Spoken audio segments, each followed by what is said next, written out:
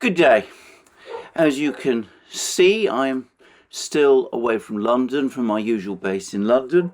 And again, I apologise if this creates some instability in the broadcasts that I'm making in terms of technical things and other things and occasional delays.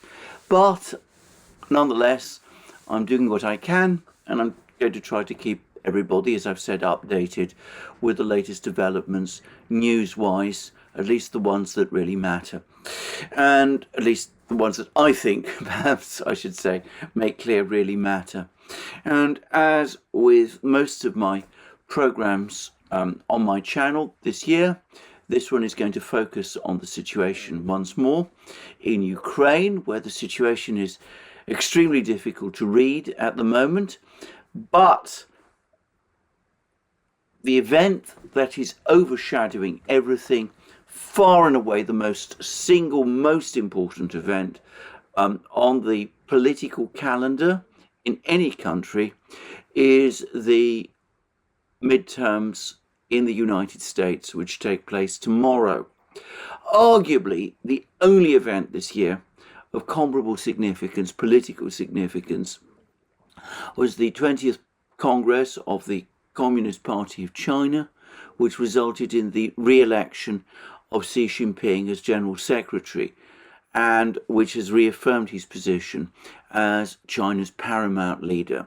But I'm going to turn to all of that and to Xi Jinping's latest moves and to what one might expect coming forward from the United States later in this video. At this moment in time, I'm going to just do a brief rundown firstly on the situation in Ukraine. And here it seems to me that, as I said, the situation is becoming extremely difficult to read.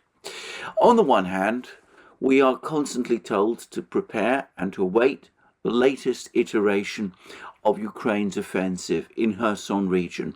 And as I've discussed in previous programs, there have been heavy artillery exchanges on the front lines, reports of a major build-up of Ukrainian troops along the front lines also, talk that these Ukrainian troops have been re-equipped with armoured personnel carriers, wheeled armoured personnel carriers supplied by Britain and France, and there's been constant speculations about Russian actions.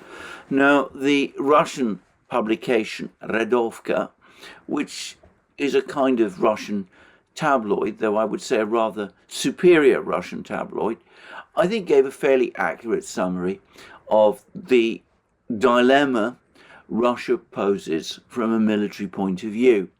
Now, Redovka's point is that from a purely military angle, it would make a great deal of sense to pull Russian troops from the area west of the Dnieper River to the east bank, in other words, to abandon Kherson city itself. That will, one, shorten the front lines, two, place a nigh on impassable barrier, the Dnieper, between the Russian forces and the Ukrainian forces on the west bank, and it will also resolve the logistical and supply situations that the Russians face transporting, ferrying goods and material across the Dnieper River to keep their troops in Kherson city and in the western part of Kherson region supplied. So that's the military side of things. But of course there are powerful, perhaps overwhelmingly powerful, counter-arguments. Firstly, there is a military reason to keep the troops west of the Dnieper River.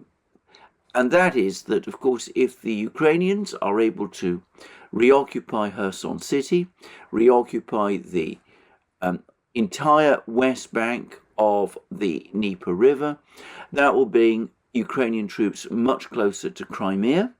And even though it will not, in fact, sever the road bridge, the land bridge, from Russia proper to Crimea, at one and the same time, it could expose parts of that land bridge, and indeed Crimea itself, to shelling and missile strikes from the Ukrainian forces on the West Bank.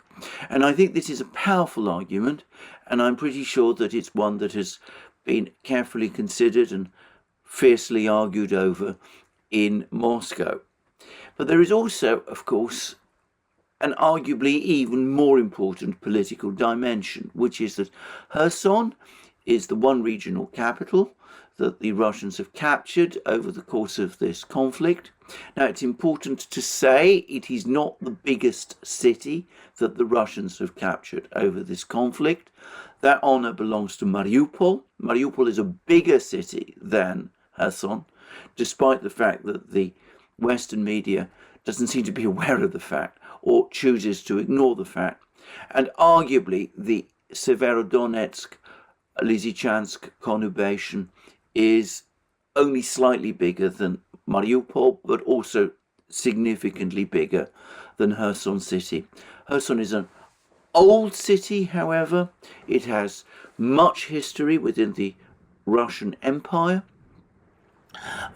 Prince Potemkin Tavrichevsky, Catherine the Great's minister and possible husband and undoubted lover, and the commander of her armies, founded the city when he organized this rich province of Novorossiya following the conquest of these territories from the Ottoman Turks in the 19th century. There is a lot of history, therefore, and culture bound up in Russia with Kherson city specifically. And, of course, since the decisions that were made in September to incorporate the four regions into Russia, which of course include Kherson, it is now, in Russian eyes, legally Russian territory, even if that is not acknowledged by the rest of the world. So abandoning such an important historic center, withdrawing from Russian territory, will be seen as a humiliation by very many people in Russia, and as Rydovka correctly says, that could in turn provoke considerable protests, considerable anger in Russia itself, directed at the Russian military and at the Russian government, and conceivably at President Putin himself. So there is a military rationale to a pullback, but there's also a compelling political as well as a military argument about standing firm and defending Kherson city. Now, the Russians have been extremely careful not to make their intentions entirely clear. And I have to say, this is a risky strategy in itself. I can't help but think that the Russian soldiers on the front lines in Kherson region, defending Kherson city from Ukrainian advances, would probably have their morale strengthened if they were told unequivocally that Russia intends to defend Kherson city and that their fighting the Ukrainians is intended to protect Kherson city from occupation by Ukraine. I think all these mixed signals that the Russians have been giving must be confusing and to some extent demoralizing from the frontline soldiers. And I should say that I've seen one or two reports that rather suggest that is the case. But nonetheless, the fact is that up to now, the frontline soldiers have been doing their job. They've been holding firm along the front lines, and we've had now a heavy accumulation of evidence that the Russians have been steadily reinforcing in Kherson region and in Kherson city itself, that they've been digging trenches and building fortifications. There've been trains, we've seen films of trains with pillboxes being sent to this area. And at the moment, and for the moment, my assumption is that the Russians intend to hold firm in Kherson region, see off this Ukrainian offensive, and probably their long-term objective is to then use the West Bank of Kherson region as a springboard for a further offensive, presumably towards Nikolaev and Odessa, but also conceivably northwards towards Kryvyi Rog and Nikopol, also cities which once were indisputably considered Russian and which are part of the large industrial economic region that makes up the southeast of Ukraine. And by the way, certain steps that the Ukrainians have been taking, which seem to target monuments of Catherine the Great and others in Odessa, might be hardening Russian intentions to stand firm in Kherson region. So I suspect that this debate within Russia is still ongoing, unless somebody like Putin or Surovikin comes out and makes a clear statement of Russian intentions. One will never be able to know exactly what is going on, but for the moment, the frontline soldiers are holding firm. The Russian soldiers are holding firm. Ukrainian attempts to advance have been repulsed, but the situation in Kherson city itself is becoming extremely, shall we say, difficult. On the one hand, the Russians have been busy evacuating as many people from Kherson city and from Kherson region as possible. And I can't help but think, following the logic that I assumed previously, that this is partly in order to simplify logistics. The Russians can't send troops and material now across the Antonovsky Bridge in Kherson city itself, and it seems that they've now lost, finally, use of the railway bridge across the Novaya Kakhovka Dam. They have built at least one and possibly more pontoon bridges across the Dnieper, but no doubt they will want to use those bridges as much as possible to send logistical and other supplies to their forces in Kherson region. Now, it should be said that, as I understand it, some of the front line is within reach of Russian artillery on the east bank of the Dnieper, and obviously that doesn't have to cross the Dnieper in order to get resupplied. So that probably simplifies Russian logistics to some degree, and it also means that the Russians are therefore able to keep shelling Ukrainian forces without having to worry too much about supplies for their artillery, that part of their artillery which is located east of the Dnieper River. But of course it isn't just artillery. Troops need to be kept supplied with food, ammunition, engine oil, all the kind of things that that armies need if they're to continue fighting in the battle.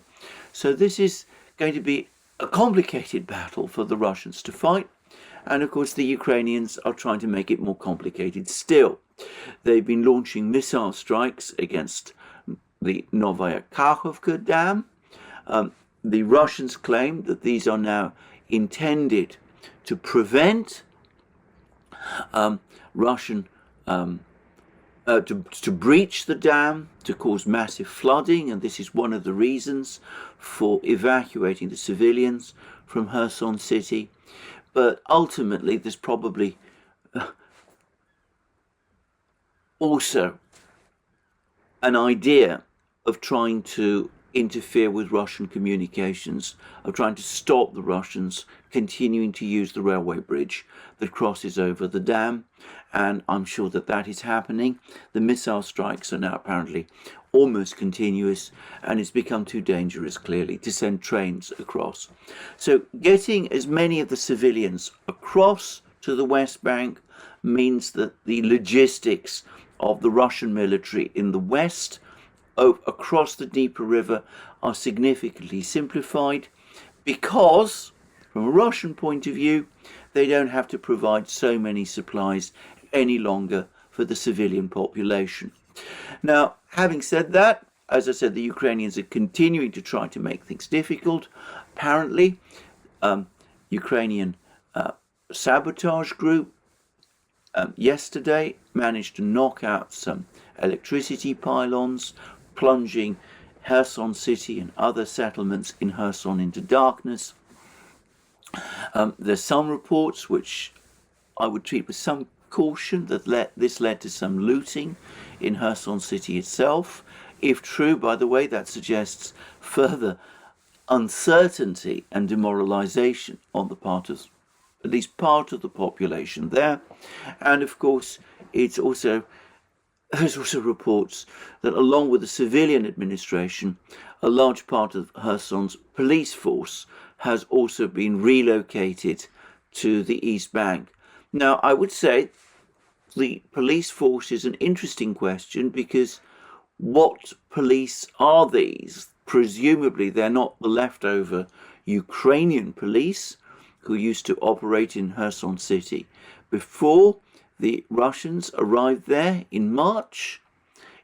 Conceivably or presumably, these are Russian police brought to Kherson city from Russia after the Russians moved in March. So a complicated situation, but as of the time of making this program, a static one. We're hearing a lot of talk about this Ukrainian build-up along the front lines. However, weather conditions remain bad. The ground remains soft. There was a report yesterday that a Ukrainian military convoy was shelled, with Ukrainians suffering very heavy losses. And up to now, Ukrainian offensives in Kherson region have not been marked with any very great success.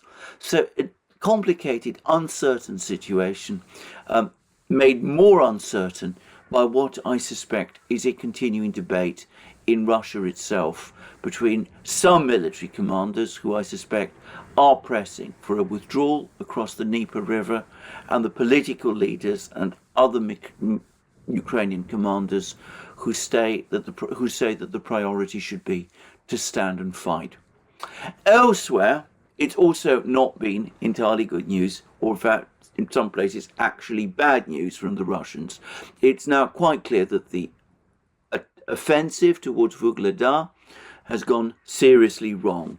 The Russian troops attempted to capture this village of Pavlivka near Vuhledar, but it's clear that this attack has got bogged down with supply issues and with the Ukrainians rushing reinforcements to the area and also building up artillery forces to strike at the Russians on neighboring heights. The Ukrainians here control the high ground.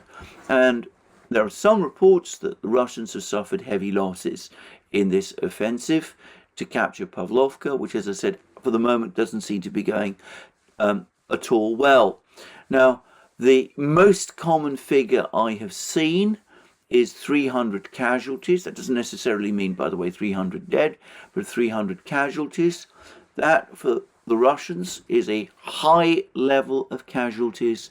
Perhaps it's worth pointing out that for Ukraine, over the course of this war, it's been 300 soldiers killed in a particular area as part of an attack over a period of several days would be considered unexceptional. But if things haven't been going terribly well for the Russians, or rather have been going badly for the Russians in Vuhledar, there's again been some difficult to corroborate news that things have been going better for them in other places. Yesterday, there were reports, both from Ukrainian and Russian sources, that Russian troops have arrived at the center of Marinka, one of these fortified villages near Donetsk city. And if so, that would suggest that Marinka itself is likely to fall to the Russians fairly soon. This is not confirmed, but I would point out that one of the reasons why the Ukrainians have been holding and have been so determined to hold on to Vuhledar is because it sits atop the main supply routes to Marinka. So it might just be that this Russian attack on Vuhledar, costly though it has been, was intended to disrupt supplies to Marinka, opening the way, and reinforcements to Marinka, opening the way for this Russian attack on Marinka, which may, I stress, may have succeeded. Well, who knows? No doubt confirmation will be provided fairly soon. And yesterday, there were also some reports that the Wagner organization has now broken more of Ukraine's defense lines in Bakhmut, very likely, but again, limited confirmation of this. And we'll just have to wait and see what exactly is going on there. Further north still, on the Kharkiv, northern Donbass area, the area which arguably, apart from Kherson, has caused the Russians the most difficulties over the last few weeks, going back to the Ukrainian offensive, which captured Balaklia and Izium and Kupiansk back in September. Well, that front, the Russians appear to have successfully stabilized. Every Ukrainian attack in that area is now being routinely repelled with heavy losses. So, situation on the battlefronts, fairly static. Situation shows no real great shift in the front lines, but I suspect a continuing debate, angry debate probably, contentious debate in Russia about what to do with Kherson region. I'm fairly sure that Putin himself wants to hold on to Kherson region, and as do his civilian officials. As I said, I suspect that there is some argument about the wisdom of doing so on the part of the military.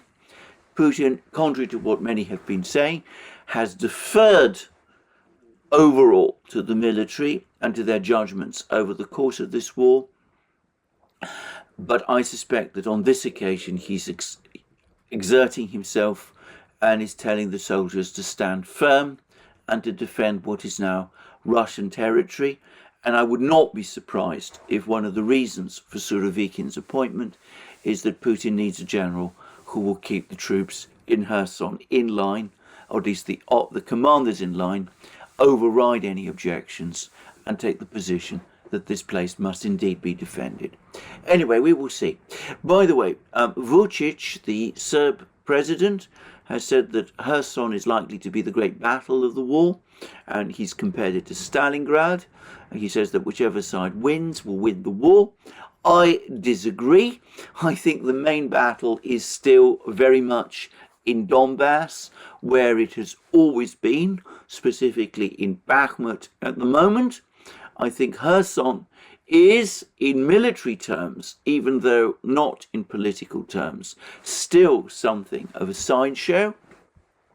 But the fact that Vučić, who is a politician, says this shows how important politically Kherson has become. Anyway, we will see what happens. I can't give you more information. As I said, Michael Kaufman, the commentator, the pro-Ukrainian military commentator, said that the situation in Kherson is as clear as mud, and he was writing this from a Ukrainian perspective after a visit to Kherson, to Ukraine. And I have to say that from the Russian side, it is also similarly as clear as mud. It's very difficult to say what is happening. Meanwhile, if there are arguments in Russia over Kherson city, I get the sense that there are similar arguments going on in Ukraine about what to do with the escalating energy crisis there. And there seems to have been a dispute between the mayor of Kiev, Mayor Klitschko, and other officials about whether or not the time has now come to start evacuating the civilian population from Kiev itself.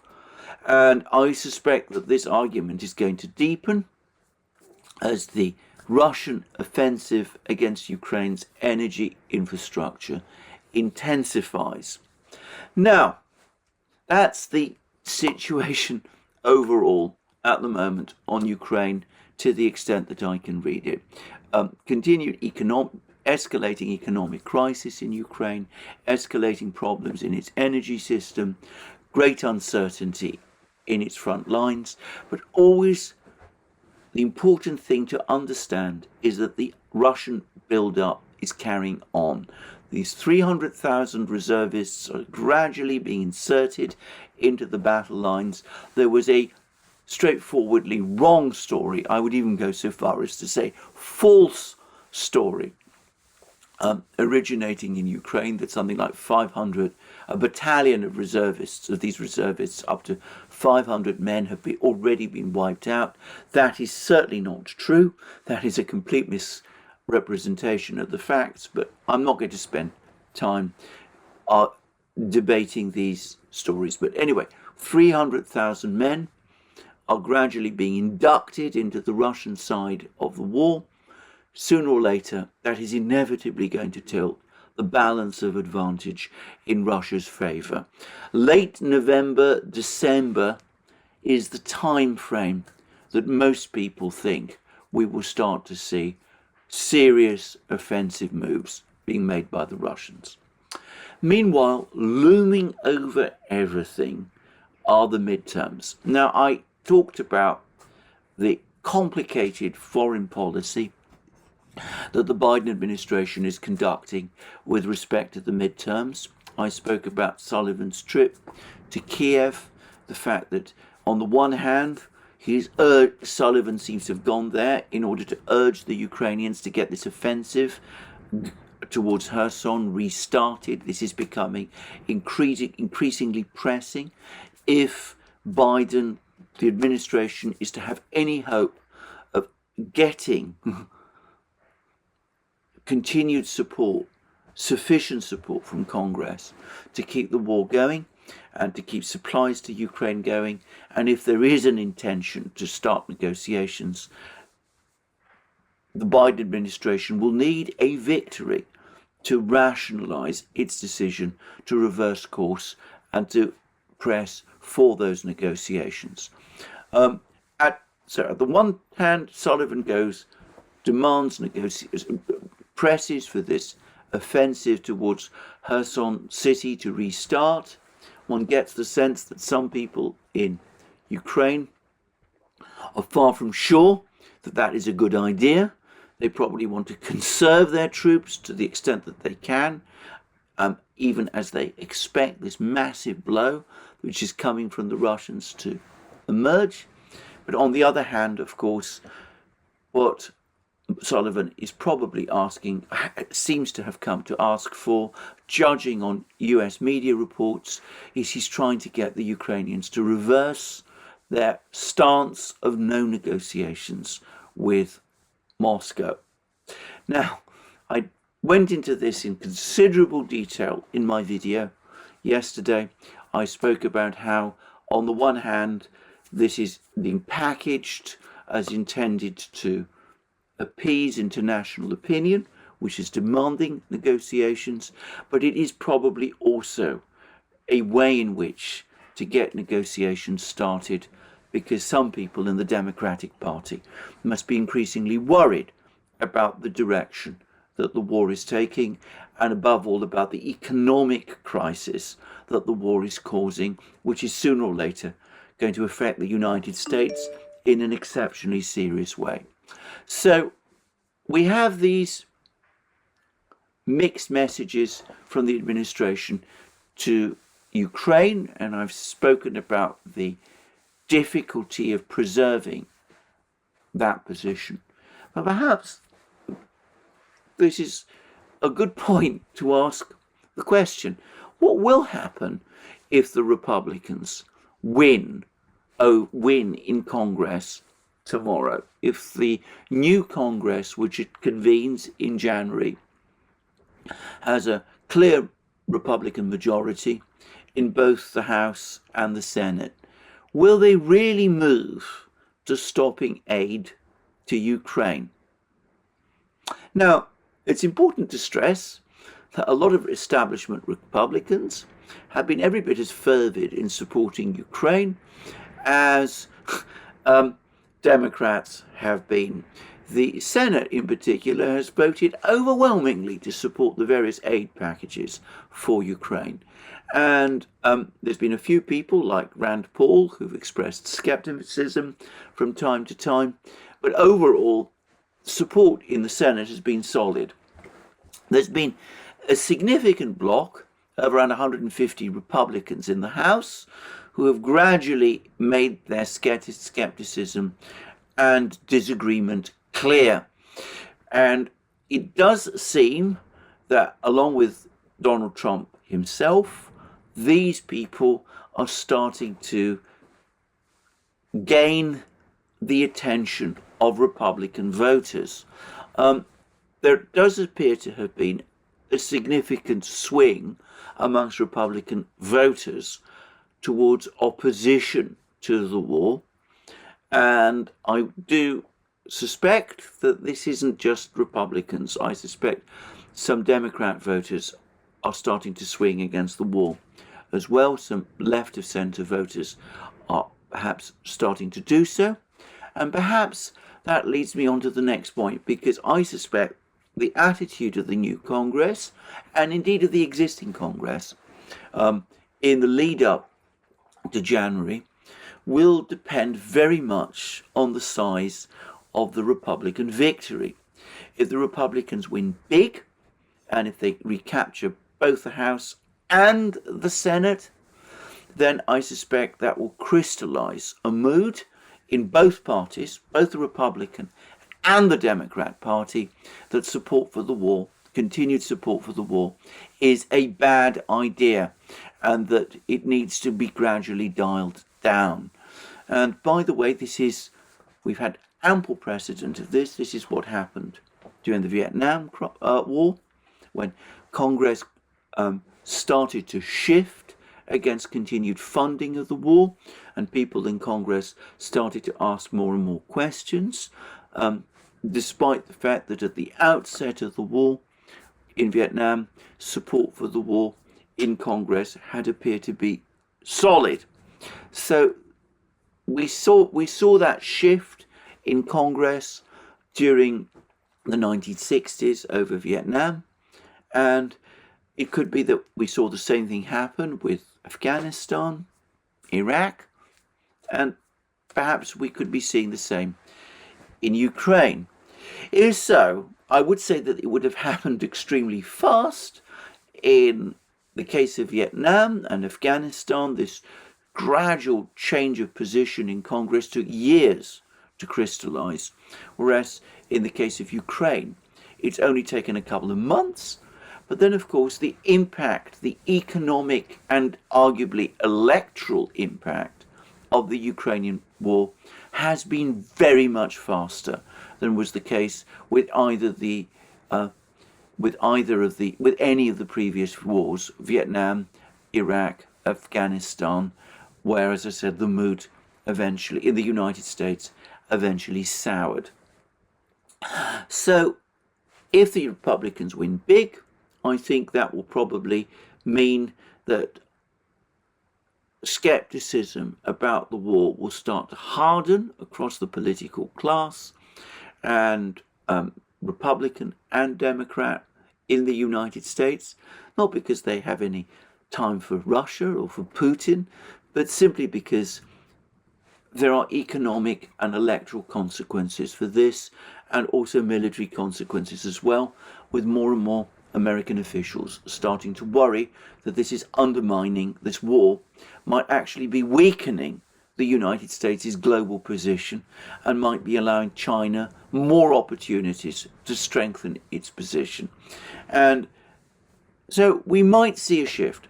By contrast, if the Democrats do better in the midterms than is expected, I think the Biden administration, will see that as a green light to try and continue the war.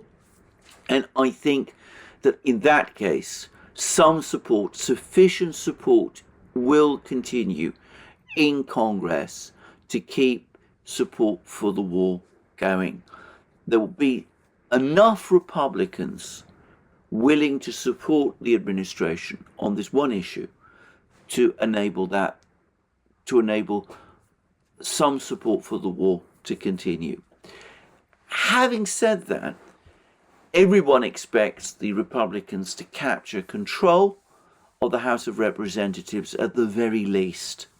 And I can't imagine that the Republicans will not use control of the House of Representatives to launch a legal and other offensive against the administration.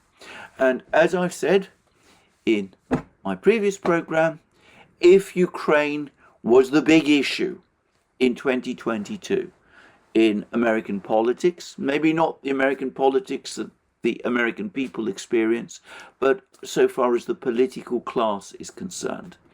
Next year, I can't help but think that the big issue will be the titanic struggle, which is going to come between the administration and the Republicans in Congress, and eventually the whole question of Ukraine will come to be seen by many people as, shall we say, a distraction from the main battle, which is between the Republicans and Joe Biden and the administration itself.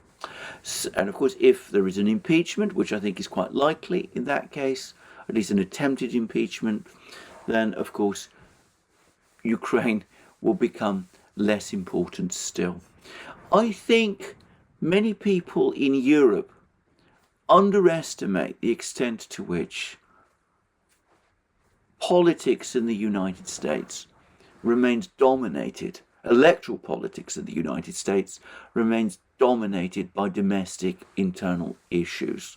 In Germany and in Britain, it may be that Ukraine remains the overriding topic of discussion, though I have to say, travelling in the British regions, I'm increasingly starting to have doubts about that, at least so far as Britain is concerned.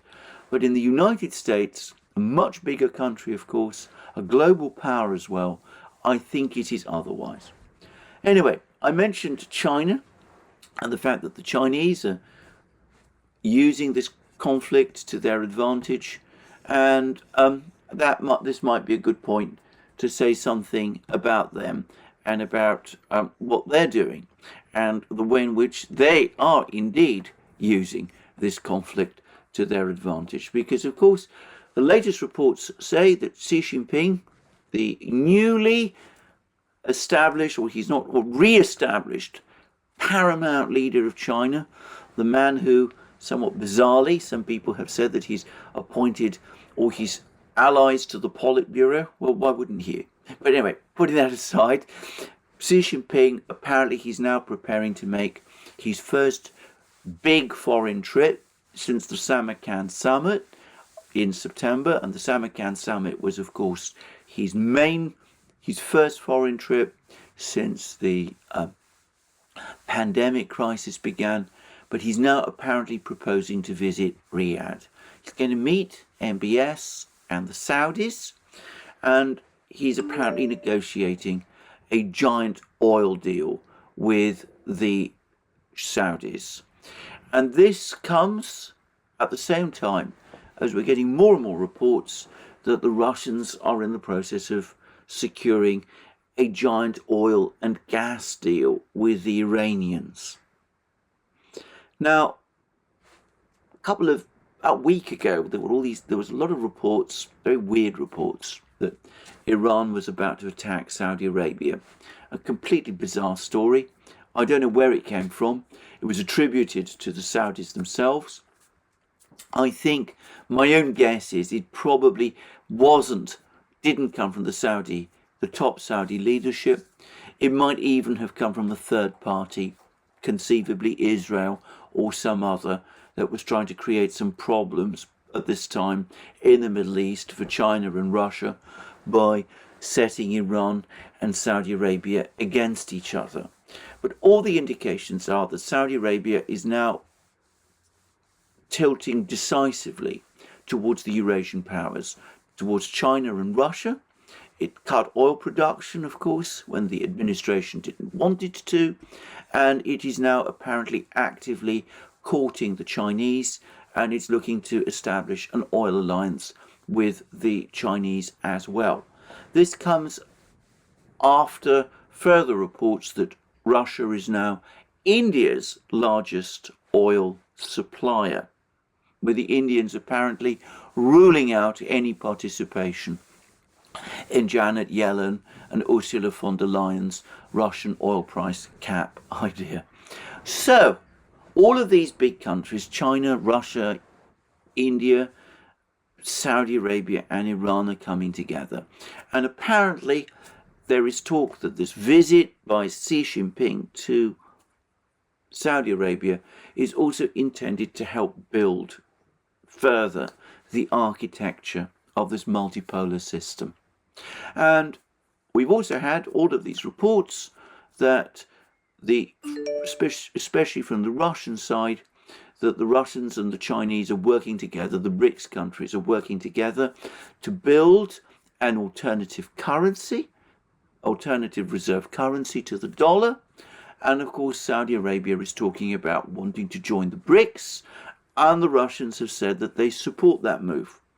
And it's overwhelmingly likely that when he goes to Riyadh, Xi Jinping will endorse it, which will of course open the way for Saudi Arabia to join the BRICS at the next BRICS summit meeting, to be invited by the BRICS member states to attend the next BRICS summit as an active full member.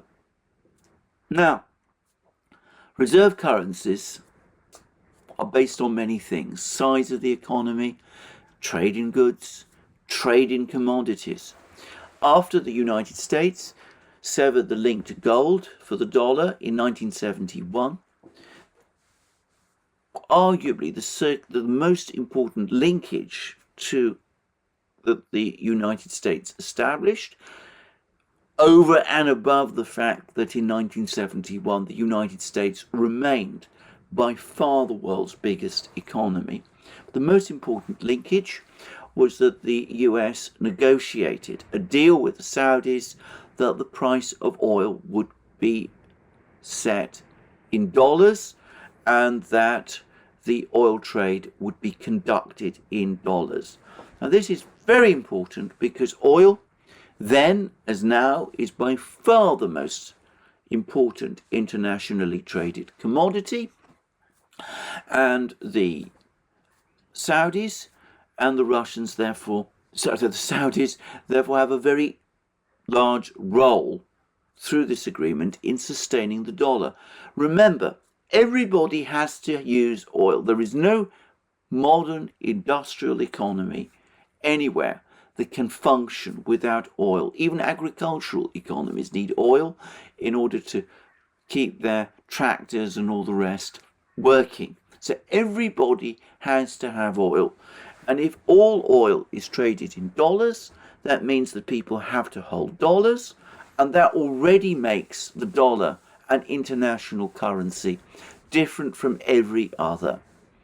If that link is severed, if the petrodollar becomes history, if the Saudis and the other oil producers, the Russians, the other OPEC countries, Saudi Arabia, all come forward and say that from this moment on, oil must be traded and in our own reserve currency, the one we are creating, then of course that is going to be a major economic and geopolitical event.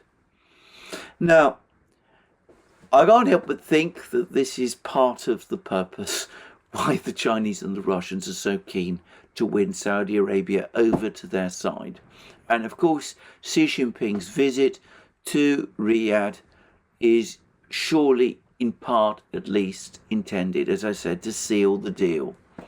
Now, one can understand why some people in the United States must be very, very worried about all of this. They must be increasingly concerned by these signs, and they must be asking themselves, are we losing the big picture by focusing all the time on Ukraine? After all, it's not realistic to expect Ukraine to defeat Russia. We've already got troops there on the ground. If they go into battle against the Russians, well, we will either lose or face World War III with all that means, and that's hardly to our advantage. But anyway, Ukraine is taking up too much time and attention. So one can see how all of these things start to feed into each other. Now, I'm going to make a guess. I've made fairly large numbers of guesses over the course of this conflict, but this is one which I'm especially confident on. I think if 2022 was the year of Ukraine, the crisis and the war and the conflict in Ukraine, 2023 is going to be the year of the political crisis in the United States, and unless things are sorted out fast, the big energy crisis in Europe, and which will conceivably even have aftershocks in the United States itself. I'm not going to discuss the energy situation in Europe in this program. All I will say is that energy experts, and especially CEOs of large energy companies, are coming forward and giving increasingly strong warnings that the situation with energy in Europe is going to be absolutely critical next year. There is no substitute for the Russian pipeline gas that has been lost. The energy reserves which were built up over the course of the spring and summer last year in Europe, and which are hoped to be sufficient to get through this winter, problematic though that is, they cannot be replaced with Russian pipeline gas, and Russian pipeline gas was essential in building them up in the first place. So we will see the whole dialogue move away from Ukraine next year. Already in Britain, the new Prime Minister, Rishi Sunak, the rumours are that as he faces major problems with the budget, the British budget, he's proposing to reduce defence spending and reduce aid to Ukraine. That he's come to the conclusion that this is unsustainable in the present situation. And that, I suspect, is a straw in the wind. So it could very well be that the peak period of this crisis is now coming to an end, not because of the events so much on the battlefield, but because of the greater geopolitical and political events that are shaping around it. Now, I'm not saying that, of course, there will not be a major military debacle for the West if Ukraine ends in military disaster, as I am confident eventually it will. But it could be that the caravan of interest by next year has moved in another direction. The political crisis we had in Britain, which was a bizarre affair, was, I think, a precursor of this. Strange. It was interesting to see how little the Ukraine featured in all the agonized talk about Johnson's, Truss, Kwarteng and Sunak. But I suspect it's the curtain raiser for the much bigger political crisis that's coming in the United States, which will certainly have spillover in Europe. And also, quite possibly, the much bigger energy crisis that is coming in Europe and which could have spillover in the United States. Anyway, that's, I think, where we are. Somewhat analytical video. We'll see what happens in the battlefronts in Ukraine. Whether Ukraine does indeed restart its Kherson offensive, well, I'm sure it will. I can't imagine that they won't now. We'll see what the Russians do in response, whether they stand and fight, whether they're able to throw it back, whether, on the contrary, they decide to withdraw. I still think the last is the least plausible of these options, but I can't, as I said, entirely exclude it. So we will see what happens in Ukraine over the next few weeks. But I'm going to say this: unless Ukraine and the administration in Washington, the Biden administration in Washington, can win a clear-cut victory in Ukraine over the next few weeks and months, they're going to find after January that the focus of interest is moving elsewhere, and that the time window for the events in Ukraine to lead to that desired outcome of some kind of political crisis and possible regime change in Russia, that window of opportunity has gone. Well, thank you for joining me again today for this program. I look forward to you joining me again in future programs on this channel. Remember, you can find us on Locals, Rumble, ODYSEE, BitChute, Telegram, and of course also now on Rockfin. And you can also support us if you wish via Patreon and Subscribestar, links under this video, and also by checking our shop, buying the amazing things that you will find there, our magic mugs, our hats, our hoodies, our t-shirts, our sweatshirts, and all those great things. And last but not least, if you've liked this video, remember to press the like button and to check your subscription to this channel. Well, thank you again for joining me.